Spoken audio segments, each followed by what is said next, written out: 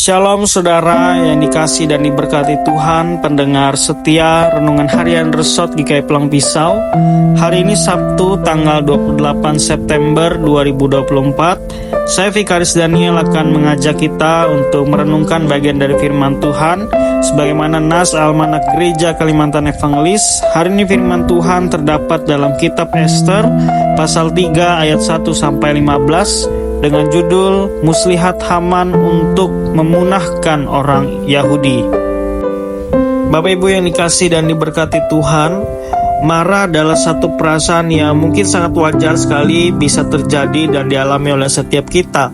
Ya, ada banyak sekali mungkin faktor yang bisa membuat kita marah, ya, dari lingkungan kita, dari relasi atau mungkin hubungan kita dengan orang lain.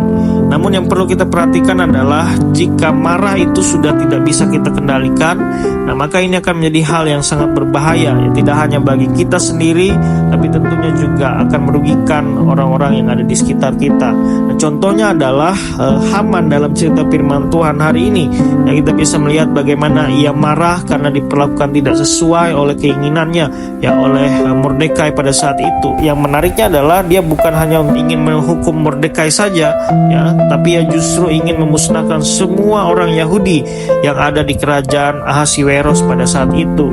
Jadi kita bisa melihat di sini bahwa kemarahan Haman ini kemudian memunculkan rencana-rencana busuk, rencana-rencana atau niat-niat yang tidak baik yang kemudian merugikan, ya, orang-orang Yahudi keseluruhan pada saat itu. Nah, kita perlu tahu siapa sebenarnya Haman ini. Dalam ayat pertama dijelaskan bahwa Haman adalah keturunan Agag, ya, Raja Amalek, yang tentu adalah musuh dari orang Israel. Nah, Agag ini juga kita tahu bahwa pernah juga ditaklukkan oleh Raja Saul, bahkan juga dibunuh langsung oleh Samuel. Nah, sementara itu Mordekai ini berasal dari suku Benyamin, ya, suku daripada Saul itu, dan ia adalah keturunan Kis, ayah daripada Saul. Nah, Haman memandang Mordekai ini kemudian sebagai representasi orang Yahudi, ya, sehingga ia meluapkan kemarahannya terhadap keseluruhan bangsa Yahudi pada saat itu. Nah, Bapak Ibu yang dikasih dan diberkati Tuhan, dalam Alkitab banyak juga diceritakan cerita-cerita tentang kemarahan itu yang kemudian merugikan orang lain. Ya, contohnya karena marah Esau ingin membunuh adiknya sendiri, Yakub pada saat itu. Saul juga berniat untuk membunuh Daud.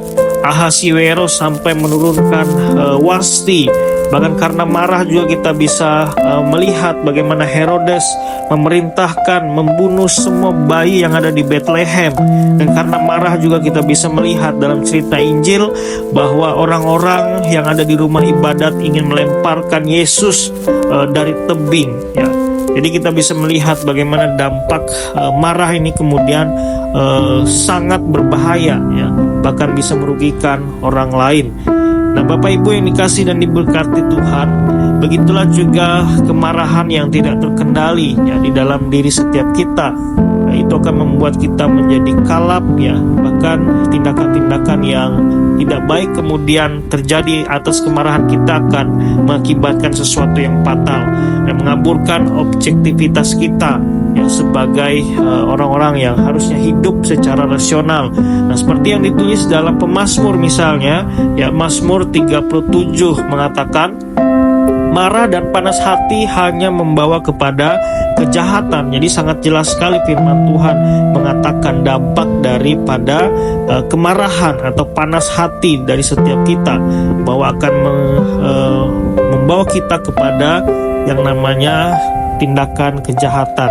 Nah, Bapak Ibu Saudara, firman Tuhan hari ini ingin mengajak kita dalam satu perenungan bahwa apakah di antara kita hari ini ada kemarahan yang kemudian tersembunyi di dalam diri kita, atau apakah kemarahan itu kemudian telah membuat kita menjadi lupa diri, ya, dan bahkan mendorong kita melakukan tindakan-tindakan kejahatan kepada sesama kita.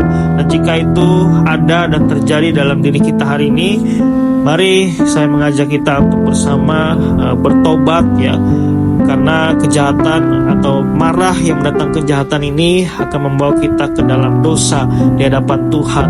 Mintalah pengampunan dari Tuhan, yang berdoalah agar Tuhan boleh mendamaikan hati kita sehingga kita mampu mengendalikan yang namanya kemarahan kita. Mari mulailah hari kita dengan hal-hal yang baik, tentunya dengan sukacita, dengan bahagia, dan dengan semangat. Ya, kalau kita marah, ya bagaimana mungkin sukacita, bagaimana mungkin kebahagiaan, bagaimana mungkin semangat itu bisa kita dapatkan. Oleh karena itu, berdamailah dengan segala sesuatu yang ada di sekitar kita. Mulailah hari dengan penuh semangat, dengan penuh bahagia, sukacita, sehingga hari-hari yang kita jalani akan menjadi mudah dan ringan. Tuhan Yesus memberkati kita. Shalom. Bapak Ibu Saudara, saya mengajak kita bersatu hati dalam doa. Kami mengucap syukur Tuhan untuk firman yang boleh bersama kami renungkan pada kesempatan saat ini. Biarlah firman ini tidak berlalu begitu saja di dalam pendengaran, tapi boleh benar-benar berakar dan kuat di dalam hati kami, mengalami proses pertumbuhan yang baik sampai pada saatnya nanti menjadi buah berkat bagi setiap kami jemaat-Mu yang melakukan firman di dalam hari-hari kehidupannya. Kami berdoa pada saat ini secara khusus untuk jemaat Tuhan yang ada di Yerusalem Theta. Berkatilah majelis jemaat dan seluruh warga jemaat yang ada di Yerusalem Theta ini, majelis jemaat dengan seluruh tugas tanggung jawab pelayanan mereka dan warga jemaat dalam keberadaan kehidupan mereka masing-masing. Kami menyerahkan ya Tuhan setiap pergumulan, setiap permasalahan, tantangan, pelayanan yang mungkin hari ini mereka hadapi.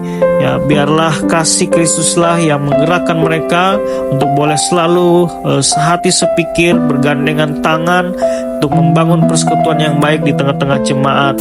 Melalui setiap pelayanan yang boleh mereka lakukan, kami yakin dan percaya boleh menjadi berkat bagi seluruh sidang jemaat-Mu, terlebih boleh menghadirkan kemuliaan bagi nama Tuhan.